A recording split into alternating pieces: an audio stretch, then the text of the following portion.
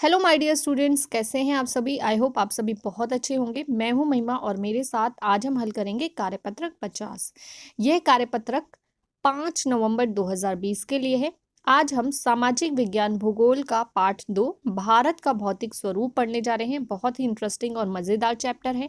सबसे पहले हम आज के कॉन्सेप्ट को समझेंगे और उसके बाद इस पर आधारित दिए गए प्रश्नों के उत्तर लिखेंगे। तो चलिए कॉन्सेप्ट को समझ लेते हैं और देखते हैं आज हमें क्या क्या दिया गया है।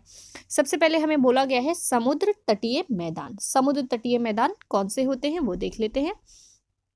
तटीय मैदान की कुल लंबाई लगभग 6100 किलोमीटर है, यानी कि 6100 किलोमीटर है। यह मैदान प्रायद्वीपीय पठार और सागरीय क्षेत्रों के बीच स्थित है, यानी कि ये जो तटीय मैदान है वो प्रायद्वीपीय पठार और सागरीय क्षेत्र यानी सागर और प्रायद्वीपीय पठार के बीच में आता है।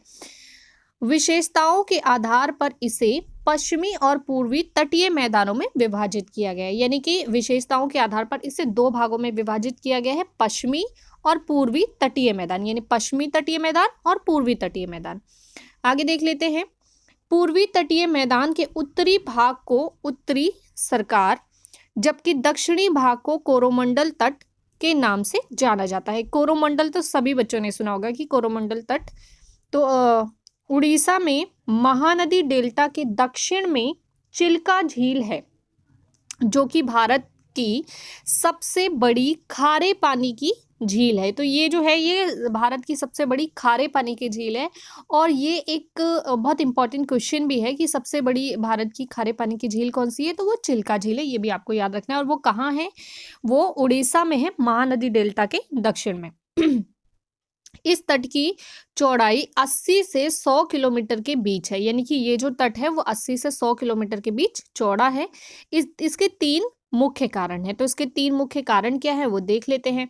इसका सबसे पहला कारण है क सभी पठारी नदियां भूगर्भिक झुकाव के कारण पश्चिमी घाट पर्वत से निकलकर पूर्वी तट तक जाती हैं, यानी कि इसकी पठारी नदियां जो है वो क्या है, इसमें झुकाव है, यानी जमीन में झुकाव है और झुकाव के कारण पश्चिमी घाट पर्वत से निकलकर पूर्वी तट तक जाती हैं। इससे बृहद क्षेत्र में मलबे का निक्षेप हुआ है, और यही निक्षेप डेल्टाई मैदान का निर्माण करता है, यानी कि ये जो निक्षेप हुआ है इसी के कारण डेल्टाई मैदान जो है वो बने हैं। ठीक है, उनका निर्माण हुआ है। आगे देख लेते हैं। बात करते हैं पॉइंट नंबर 2 यानी कि ख की। ख पॉइंट कहता है पूर्वी घाट के पर्वत के अपरदन के कारण तटवर्ती मैदान का वृहत आंतरिक फैलाव है। अब बात करते हैं ग की। ग में कहा गया है कई भूगर्भिक प्रमाणों के अनुसार तमिलनाडु और उड़ीसा के तटीय क्षेत्रों का उत्थान हुआ है। बोला जाता है उत्थान मतलब जन्म हुआ है।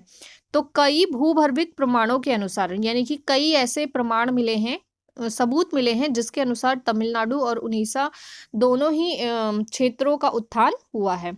इसी उत्थान प्रक्रिया के कारण चिल्का और पुलकित झीलों का निर्माण हुआ, यानी इसी प्रक्रिया में ये 2 झीलें भी बनी थी। आगे देख लेते हैं पश्चिमी तट के बारे में। पश्चिमी तट मैदान पश्चिमी घाट और तथा अरब सागर के बीच स्थित है। तो जो पश्चिमी मैदान है वो कहाँ है, पश्चिमी घाट और अरब सागर के बीच में आता है। और सकरा है, सकरा का मतलब होता है पतला है, यानी नैरो, जिसको इंग्लिश में बोलते हैं ना, नैरो है। इसके 3 भाग हैं। कौन कौन से, सबसे पहले आता है कोकण, मुंबई तथा गोवा। कोकण जो है वो मुंबई और गोवा के बीच में है। उसके बाद है मध्य में कन्नड़ मैदान है और दक्षिण भाग में मालाबार तट है। यह सर्वाधिक चौड़ा गुजरात में नर्मदा और ताप्ती नदी के मैदानी भागों में है, यानी कि ये बहुत सकरा यानी पतला है, नैरो है। और ये सबसे ज्यादा चौड़ा कहाँ पर है, गुजरात के नर्मदा और तापी नदी के मैदानी भागों में। बाकी सभी जगहों पर ये बहुत पतला है यानी सकरा है।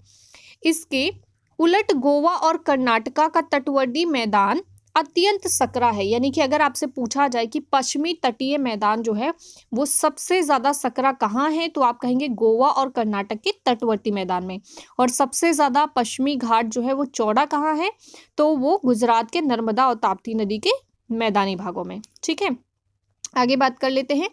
इसकी औसतम चौड़ाई 10 से 15 किलोमीटर के बीच है। ज्यादातर जल प्रवाहों से मुहाने पर निक्षेप होता है। ठीक है, इसलिए तटों के किनारे पर नदमुख, लैगून, समुद्री पुलिन तथा बालू रोधिका जैसी स्थलकृतियां मिलती हैं। यानी कि स्थलकृतियां मतलब बन जाती हैं, अपने आप आकृतियां बन जाती हैं। स्थल प्लस आकृतियां स्थलकृतियां यानी बन जाती हैं। कैसे? जैसे नदियों का पानी आपने देखा बहता है, तो नदी का पानी जब कम होता है तो उसके किनारे जब मिट्टी जो है वो सूख जाती है, तो आपने देखा उसमें लहर जैसी शेप बन जाती है, उसी को स्थलकृतियां बोलते हैं। अलग अलग तरह की शेप बन जाया करती है। चलिए आगे देख लेते हैं। आगे हमें दिया गया है पूर्वी और पश्चिमी तटीय मैदानों की तुलना और अंतर, यानी कि अंतर दे रखा है कि दोनों में क्या अंतर है। तो इधर है आपका पूर्वी तटीय मैदान और यहाँ है पश्चिमी तटीय मैदान। देख लेते हैं इसमें क्या अंतर है। पूर्वी तटीय मैदान में डेल्टा है और पश्चिमी तटीय मैदान में यहाँ ज्वार नदमुख है। ठीक है, यहाँ डेल्टा है और यहाँ ज्वार है। आगे देख लेते हैं नंबर 2, इसका अधिकांश भाग निक्षेप से बना है, अधिकांश भाग का अपरदन हुआ है। ठीक है, ये निक्षेप से बना है और ये अपरदन से। नंबर 3, यह चिकनी मिट्टी के यहाँ चिकनी मिट्टी के कारण चावल अधिक होता है। यानी कि पूर्वी तटीय मैदान में चिकनी मिट्टी है, इसलिए चावल अधिक होता है, चावल की पैदावार अधिक होती है। और पश्चिमी तटीय मैदान, यहाँ रबड़ और नारियल अधिक पैदा होता है। ठीक है, आगे बात करते हैं पूर्वी तटीय मैदान।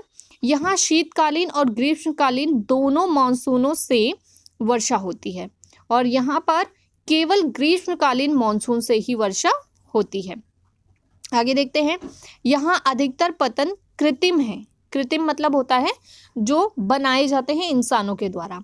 अधिकतर पतन प्राकृतिक है, यानी जो प्रकृति ने बनाए हैं। तो कृत्रिम और प्राकृतिक क्या होता है? प्राकृतिक वो जो प्रकृति ने बनाए, कृत्रिम जो मनुष्य द्वारा बनाए गए हैं। जन घनत्व तो अधिक है, यानी पूर्वी तटीय मैदान में जन घनत्व तो अधिक है और पश्चिमी तटीय मैदान में जन घनत्व तो कम है। कम ढलान के कारण नदियों का प्रवाह धीमा होता है और अधिक ढलान के कारण नदियों का प्रवाह तेज होता है। पूर्वी तटीय मैदान यह कम कटाफटा है। ठीक है, यहाँ अधिक कटाफटा है। तो ये है इन दोनों में अंतर, पूर्वी और पश्चिमी तटीय मैदान। अब इस पे आधारित प्रश्नों को देख लेते हैं। इस पर आधारित आज का पहला प्रश्न है, भारतीय सीमा में आने वाले समुद्री तटीय मैदानों के नाम लिखिए। आज का दूसरा प्रश्न है, पूर्वी तटीय मैदानों पर अधिकतर पतन कृत्रिम क्यों है। बात करते हैं तीसरे प्रश्न की, पश्चिमी तटीय मैदानों पर नदियों का प्रवाह तेज क्यों है। चौथा प्रश्न है, पूर्वी और पश्चिमी तटीय समुद्र तटीय मैदानों में 5 प्रमुख अंतर बताइए। आपको ये अंतर ऊपर दे रखा है, इसमें से कोई 5 अंतर लिखने हैं। और आज का अंतिम प्रश्न है, भारत के राजनीतिक मानचित्र में आपको भारत का राजनीतिक मानचित्र लेना है और पूर्वी पश्चिमी तटीय मैदानों को दर्शाइए। तो आपको ये दोनों मैदान इसमें दिखाने हैं। तो ये हैं हमारे आज के सभी 5 प्रश्न और अब हम लिखेंगे इनके उत्तर। उससे पहले कोविड के संदर्भ में एक छोटा सा मैसेज आपको दिया है। कोविड-19 के विरुद्ध लड़ाई में सुरक्षित रहने के लिए मास्क पहने, यानी कि आपको कहीं भी जाने से पहले मास्क को कैरी करना है, मास्क को पहनना है और अपनी सुरक्षा करनी है। चलिए शुरू करते हैं इन सभी प्रश्नों के उत्तर। तो बात करते हैं हम आज के हमारे पहले प्रश्न की। आज का हमारा पहला प्रश्न है, भारतीय सीमा में आने वाले समुद्री तटीय मैदानों के नाम बताइए। तो भारतीय सीमा में आने वाले समुद्र तटीय मैदानों को इनकी विशेषताओं के आधार पर 2 भागों में विभाजित किया गया है, पश्चिमी तटीय मैदान और पूर्वी तटीय मैदान। पूर्वी तटीय मैदान के उत्तरी भाग को उत्तरी सरकार और दक्षिणी भाग को कोरोमंडल तट कहते हैं। पश्चिमी तटीय मैदान के 3 भाग हैं, कोकण, मुंबई तथा गोवा, मध्य में कन्नड़ मैदान और दक्षिण में मालाबार तट। तो ये इनके नाम हो गए। बात करते हैं आज के प्रश्न नंबर 2 की। प्रश्न नंबर 2 क्या कहता है वो देख लेते हैं। पूर्वी तटीय मैदानों पर अधिकतर पतन कृत्रिम क्यों है। पूर्वी तटीय मैदानों पर अधिकतर पतन कृत्रिम इसलिए है क्योंकि यह तट अधिकतर अंतरराष्ट्रीय व्यापार के लिए प्रयोग किया जाता है, जिसके कारण यहाँ कई कृत्रिम पतन बनाए गए हैं। बात करते हैं तीसरे प्रश्न की। तीसरा प्रश्न है, पश्चिमी तटीय मैदानों पर नदियों का प्रवाह तेज क्यों है। तो इसका उत्तर है, पश्चिमी तटीय मैदानों पर अधिक ढलान के कारण नदियों का प्रवाह तेज है। बात करते हैं चौथे प्रश्न की। पूर्वी और पश्चिमी तटीय समुद्र तटीय मैदानों के 5 प्रमुख अंतर लिखिए। तो पहले है पश्चिमी तट और फिर है पूर्वी तट। इनमें अंतर देख लेते हैं।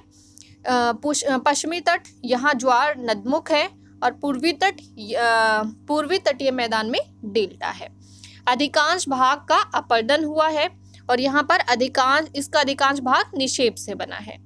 यहाँ रबड़, नारियल आदि अधिक पैदा होता है और चिकनी मिट्टी के कारण यहाँ चावल की पैदावार अधिक होती है। बात करते हैं बाकी 2 पॉइंट्स की। केवल ग्रीष्मकालीन मॉनसून से वर्षा होती है।